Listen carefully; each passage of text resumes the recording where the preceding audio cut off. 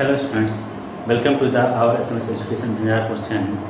हम लोग exercise 5C का क्वेश्चन नंबर 10 तक पढ़ चुके थे। अब हम लोग क्वेश्चन नंबर 11 से पढ़ेंगे। ये क्वेश्चन नंबर 11 बोल रहा है कि 1/3 टू दी पावर 2 का होल एक्सपोनेंट 4।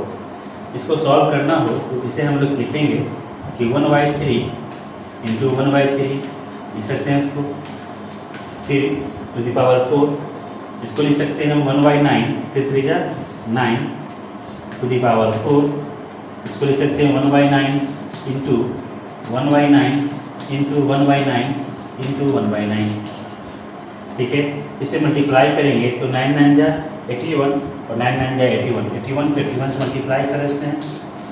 81 8 64 1 6 5 6 यानी 1/6561 ये इसका आंसर हो जाएगा। 1/6561 इसका क्या हो जाएगा, तो आंसर हो जाएगा। इस प्रकार से 11 नंबर क्वेश्चन को हम लोग सॉल्व करेंगे। इसी प्रकार से क्वेश्चन नंबर 12 हम लोग बनाएंगे। क्वेश्चन नंबर 12 बोल रहा है कि -3, क्वेश्चन नंबर 12 है -3/2 to the power -1।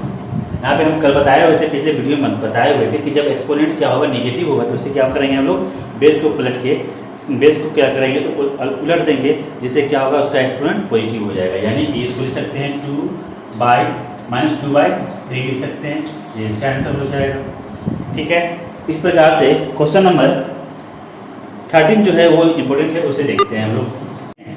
Question number 13 बोला जा रहा है कि 3 to the power cube minus 3 to the power 2 minus 2 to the power 2 into 2/3 to the power -3। ठीक है, इसको सॉल्व करेंगे।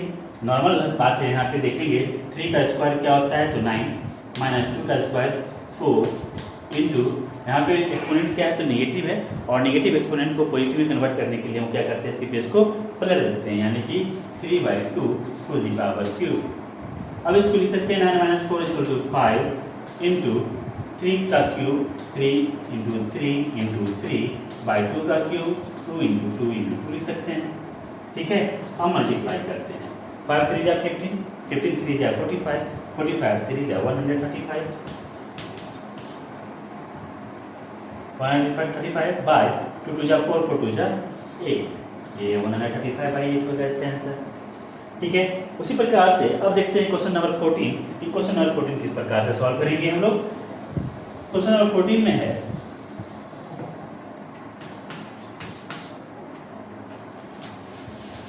क्वेश्चन नंबर 14 बोला जा रहा है आपका कि 1/3 to to the power -cube minus 1/2 to to the power -cube double bracket divide by 1/4 to to the power -3। ठीक है, यहाँ पे देखते हैं कि सारे बेस का एक्सपोनेंट जो है वो क्या है, आपका नेगेटिव में दिया गया है। तो हमको क्या करना पड़ेगा, सारे बेस को पलट देंगे तो क्या होगा, वो नेगेटिव एक्सपोनेंट पॉजिटिव में कन्वर्ट हो जाएगा। यानी कि 1/3 का उल्टा लिखेंगे तो 3 का power cube minus 1/2 to the power -cube है तो इसको उलट देंगे तो 2 टू दी पावर 3। ठीक है, divide by 1/4 to the power -3 है, जब उसको पलटेंगे तो क्या होगा 4 टू दी पावर क्यूब। ठीक है, अब लिखते हैं 3 टू दी पावर क्यूब, यानी कि लिख सकते हैं 3 3 जा 9, 9 3 जा 27, याद करना है आपको ये सब चीज, माइनस 4 का क्यूब 8 डिवाइड बाय 4 का क्यूब हो जाएगा आपका 64, यानी कि 27 - 8 19 डिवाइड बाय 64 यानी कि 19/64, ये इसका आंसर हो जाएगा। क्वेश्चन नंबर 14 का आंसर हो जाएगा। ठीक है, अब चलते हैं क्वेश्चन नंबर 15 पे। क्वेश्चन नंबर 15 क्या बोला जा रहा है, उसे किस प्रकार सॉल्व करेंगे हम लोग। क्वेश्चन नंबर 15 देखते हैं हम लोग।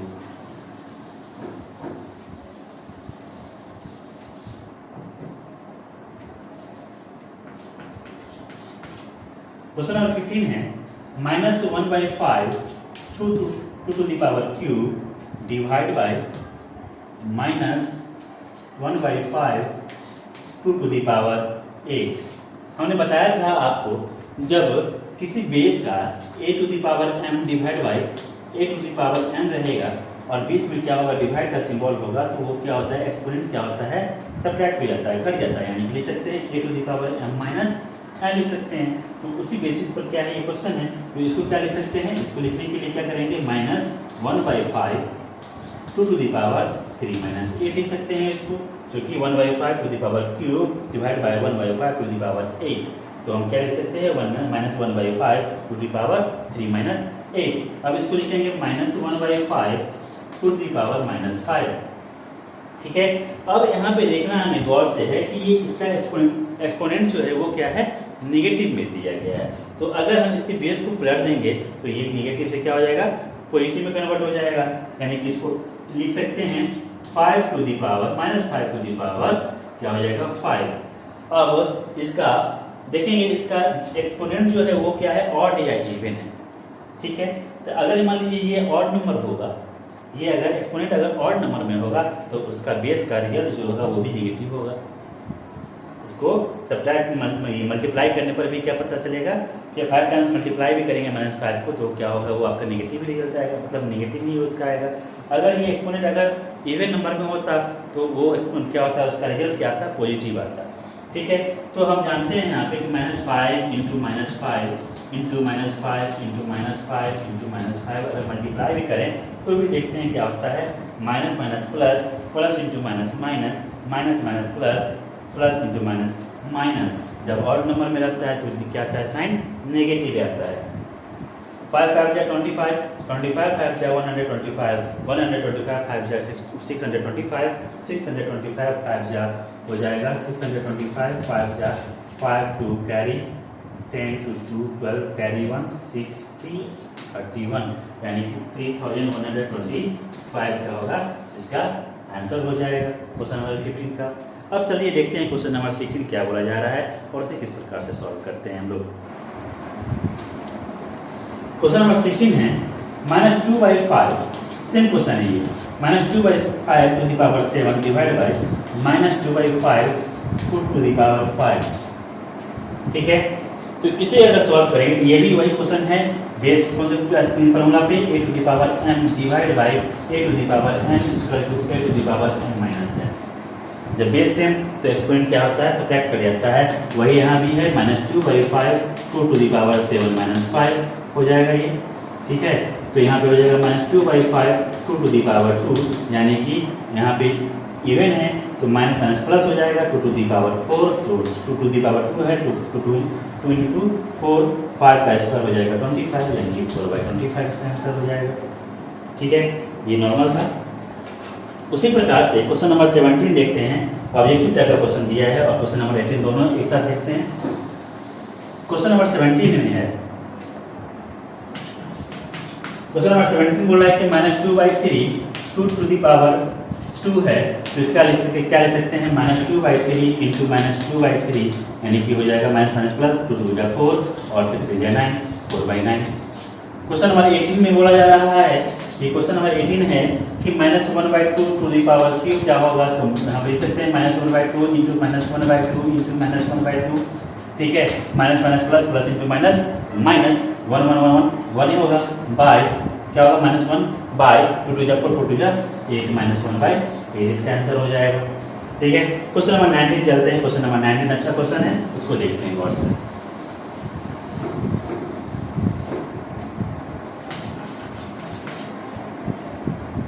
बोला जा रहा है कि if 5/3 2 to the power -5 into 5/3 2 to the power 11 equal to 5/3 2 to the power 8x, then what is the value of x।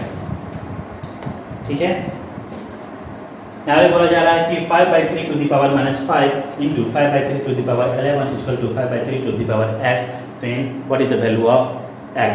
ठीक है, तो हमको देखना है यहाँ पे ये है कि कौन से फार्मूला पे ये है। देखिए गौर से कि 5/3 इंटू 5/3 यानी कि बेस सेम है, बीच में मल्टीप्लाई है, तो एक्सपोनेंट क्या होगा, ऐड हो जाएगा, क्योंकि फार्मूला में हम जानते थे कि a to the power m into a to the power n होता है, बेस सेम होगा, तो एक्सपोनेंट क्या होगा, आपस में ऐड हो जाएगा, यानी कि a to the power m plus क्या हो जाएगा n हो जाएगा, n प्लस n हो जाएगा। इसी फॉर्मूला पे हम लोग क्या करेंगे, इसको सॉल्व करेंगे। ठीक है, तो हम यहाँ पे देख रहे हैं कि 5/3 इसका बेस है और एक्सपोनेंट क्या है -5 प्लस 11 हो जाएगा। ऐड कर देंगे, बीच में क्या है इक्वल टू है, उसके बाद 5/3 टू दी पावर 8x। ठीक है, अब इसको क्या करेंगे, जब बेस सेम होता है, बेस सेम होता है, बीच में इक्वल होता है, और जब बेस आपस में बराबर होगा, इक्वल होगा, तो क्या होगा, इसका एक्सपोनेंट भी आपस में क्या होता है, इक्वल हो जाएगा। यानी कि 11 - 5 हो जाएगा 6 = 8x। यानी कि लिख सकते हैं इसको x = 6/8। जब इसको काटेंगे तो हो जाएगा 3 × 2 = 6 और 4 × 2 = 8, यानी x = हो जाएगा 3/4 इसका आंसर। ठीक है, तो इस प्रकार से 19 नंबर क्वेश्चन हम लोग सॉल्व करेंगे। अब हम लोग चलते हैं क्वेश्चन नंबर 20 पे कि क्वेश्चन नंबर 20 क्या बोला जा रहा है। बोल रहा है कि by what number should -8 to the power -1 be multiply to get 10 to the power -1। बोला जा रहा है कि -8 टू द पावर -1 में किस संख्या से मल्टीप्लाई करें कि हमें 10 टू द पावर -1 मिल जाए। बोला जा रहा है कि 8 टू द पावर -1 में कौन सी संख्या से मल्टीप्लाई करें कि उसका वैल्यू जो है वो 10 टू द पावर -1 बन जाए। ठीक है, क्वेश्चन बोला जा रहा है कि by what number should -8 to the power -1 be multiply to get 10 to the power -1। ठीक है, यानी कि -8 टू द पावर -1 में कौन सी संख्या से मल्टीप्लाई करेंगे कि 10 टू द पावर -1 बन जाए। तो चलिए मान लेते हैं कि x से हम लोग क्या करते हैं, इसको मल्टीप्लाई करते हैं। इस x का आपको वैल्यू निकालना है, फाइंड आउट करना है इसके वैल्यू। ये क्वेश्चन नंबर 20। ठीक है, अब हम देखते हैं कि इसका एक्सपोनेंट भी निगेटिव, इसका एक्सपोनेंट भी निगेटिव। ठीक है, तो हम लोग क्या करते हैं, इसको पहले सबसे पहले एक्सपोनेंट को क्या करते हैं, दोनों का पॉजिटिव कर लेते हैं। यानी कि लिख सकते हैं 1/-8 इंटू x = 1/10 लिख सकते हैं। इसको -1 को बेस को पलट देंगे और एक्सपोनेंट 1 रहेगा तो 1 का कोई वैल्यू तो है नहीं, 1 को 1 टाइम्स मल्टीप्लाई करके वैल्यू होगा। ठीक है, यानी कि अब इसको मल्टीप्लाई करेंगे तो -x/8 = 1/3। बाय क्रॉस मल्टीप्लिकेशन लिख सकते हैं हम लोग -10x = 8 -10x = 8, यानी कि लिख सकते हैं x = -1/10। अब 2 से मल्टीप्लाई डिवाइड करते हैं इसको तो क्या हो जाएगा, -4/5, यानी कि x = निकल जाता है -4/5। इस प्रकार से हम लोग यानी कि -8 टू द पावर -1 को -4/5 से अगर मल्टीप्लाई कर दें तो उसका वैल्यू जो हो जाएगा वो 10 टू द पावर -1 हो जाएगा। ठीक है, तो इस प्रकार से क्वेश्चन नंबर 20 बनाएंगे। लास्ट क्वेश्चन है, बोला जा रहा है कि which of the following number in standard form, which of the following in standard form. तो देखते हैं एक एक करके कि स्टैंडर्ड फॉर्म क्या होता है। सबसे पहले देखते हैं कि स्टैंडर्ड फॉर्म क्या होता है।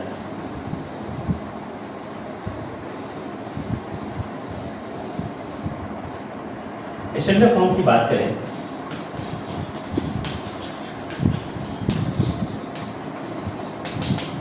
तो स्टैंडर्ड फॉर्म किसी संख्या को हम लोग लिख सकते हैं k × 10 to the power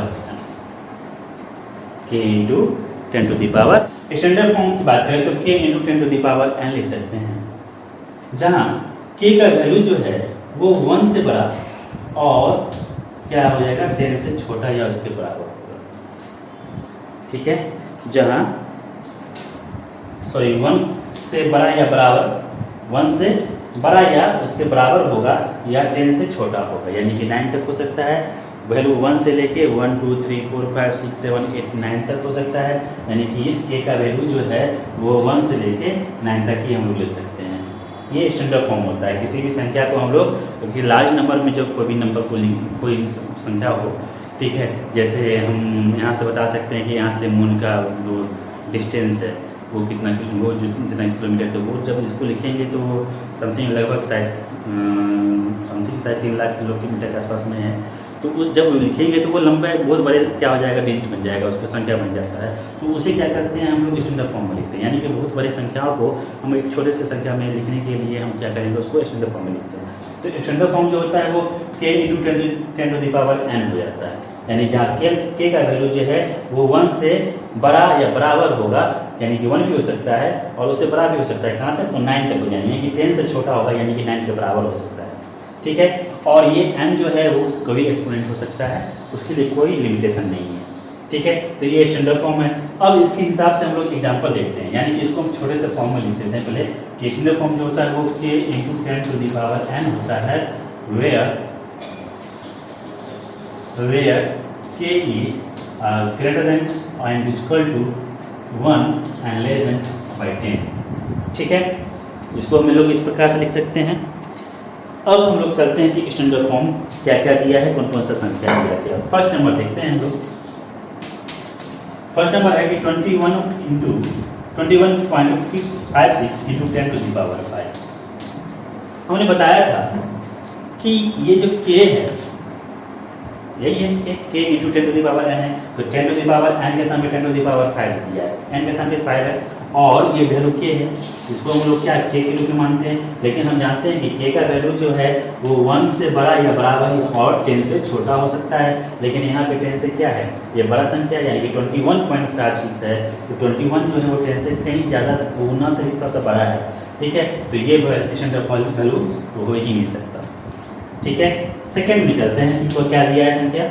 second number में दिया है, बी में दिया है, ए और बी दिया है, ए एंड बी है। तो बी में दिया गया है 250.6 इंटू 10 टू द पावर 4। क्या ये हो सकता है? के तो यहाँ पे 215 है, लेकिन के का वैल्यू क्या हो सकता है, 1 से लेकर 9 तक ही हो सकता है, तो ये भी नहीं होगा। सी नंबर में दिया गया है कि भाई 2 into 2.156 into 10 to the power 4 6 2.156 into 10 to the power 6। तो ये वैल्यू जो है वो k का वैल्यू जो है वो विदिन 1 एंड विदिन 10, 1 to 10 के बीच में है, ये 2.156 है।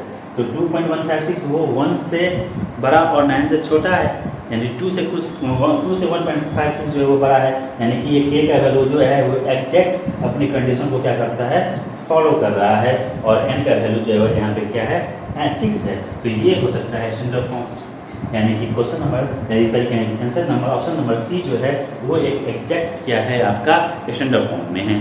ठीक है, तो इस प्रकार से हम लोग क्या करते हैं, आइडेंटिफाई कर सकते हैं कि स्टैंडर्ड फॉर्म क्या होता है। तो स्टैंडर्ड फॉर्म जब लार्ज नंबर के मतलब ऐसा कि लार्ज नंबर का कोई भी नंबर को लिखना हो तो उसे लार्ज नंबर में लिखने में कठिनाई होती है या पढ़ने में कठिनाई होती है, इसलिए उसे हम लोग क्या करते हैं, एक छोटे से फॉर्म में लिखते हैं, यानी कि k into 10 to the power n के रूप में लिख देते हैं। यानी कि हम क्या करते हैं, फर्स्ट डिजिट का जो भी वैल्यू होगा वो 1 से लेके 9 के बीच में डालेंगे, और उसके बाद जो भी आपका नंबर आता है वो 10 टू द पावर हम लोग क्या करते हैं, n के रूप में लिख देते हैं। तो वो एक स्टैंडर्ड फॉर्म होता है। तो स्टैंडर्ड फॉर्म में हमको ये समझने के लिए ध्यान रखना होगा कि आपका k का वैल्यू जो है वो विदिन 1 to 10 होना चाहिए, 1 to 9 होना चाहिए, बस इतना ही ध्यान रखना है। चाहे वो 10 टू द पावर n जो है वो कुछ भी हो, उसे कोई फर्क नहीं पड़ता है। ठीक है, तो इस प्रकार से हमने क्या किया है, आज एक्सपोनेंट्स का क्वेश्चन चैप्टर नंबर 5 से हमने कंप्लीट कर लिया, और कल हम लोग पढ़ेंगे चैप्टर नंबर 6 अलजेब्रिक एक्सप्रेशन। ठीक है, तो हम लोग कल नेक्स्ट वीडियो में हम लोग पढ़ेंगे अलजेब्रिक एक्सप्रेशन। बहुत ही इंटरेस्टिंग सब चैप्टर है ये। तब तक के लिए गुड नाइट, थैंक यू।